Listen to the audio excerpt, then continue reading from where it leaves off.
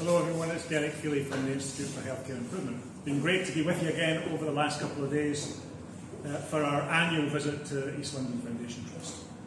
What we've been doing this time around is reflecting on the successes so far.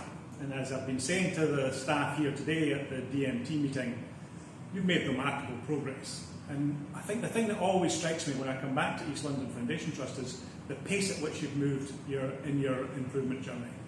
You're now a mature improvement organisation, and therefore I think it's right that you're now turning your attention to what are we going to do now? How are we going to become the template for how work is done in the National Health Service in England? How are we going to set the pace and set the example?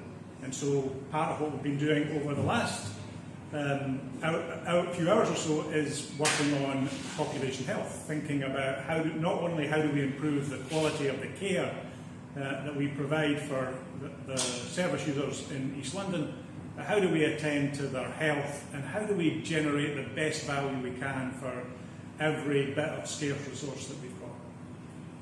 It's an exciting time to build on the foundations that have been created and then to chart this forward path. And as ever, IHI feels really privileged to be your partner in this work. We're looking forward so much to helping you to celebrate your considerable success so far, but also challenging you to move forward now on this new agenda.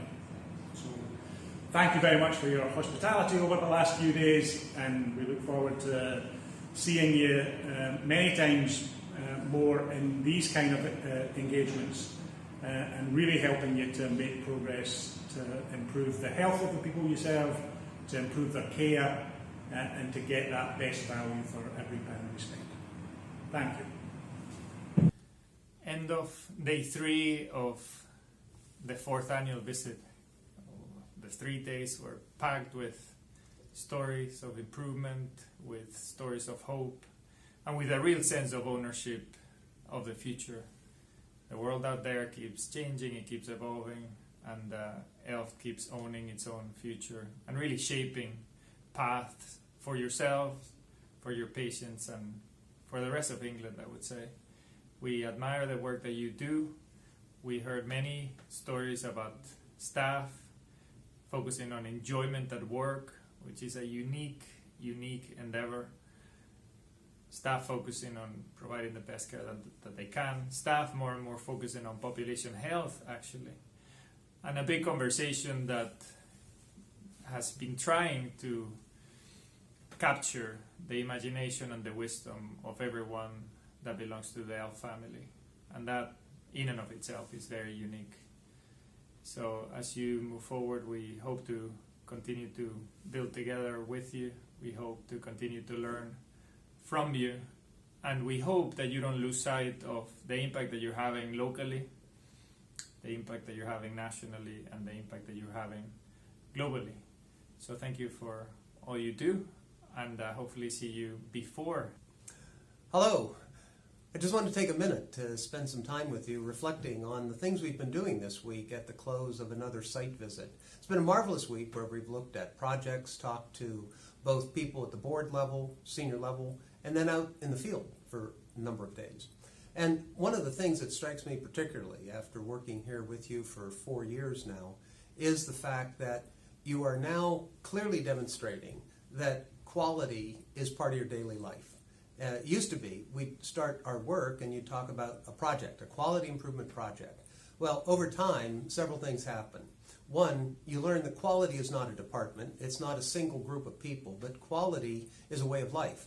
And every place we went during this week, we heard people talking about quality as a way of life. That's just how we do things here.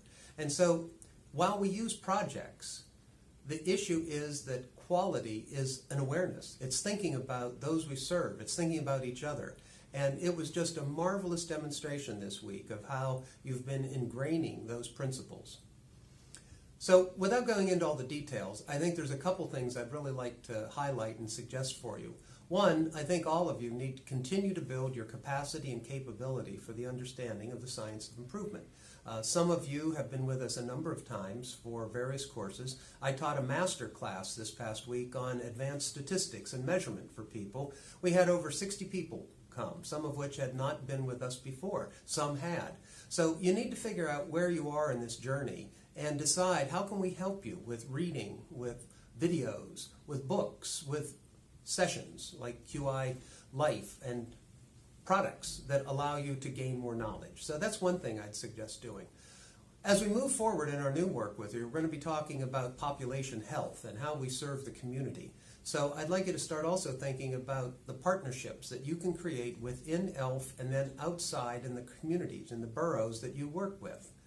Third thing is, it's kind of a global issue, and that is there are increasing pressures, obviously, on the NHS for performance and guidance, and oftentimes we get almost paralyzed by those. I'd suggest that rather than be paralyzed and harp on the things that aren't working or which are taken away or being demanded of you, use those opportunities as provocations to think about how can we be innovative to improve the care, to improve the efficiency, the effectiveness, and the service excellence, and not be paralyzed by all these outside pressures.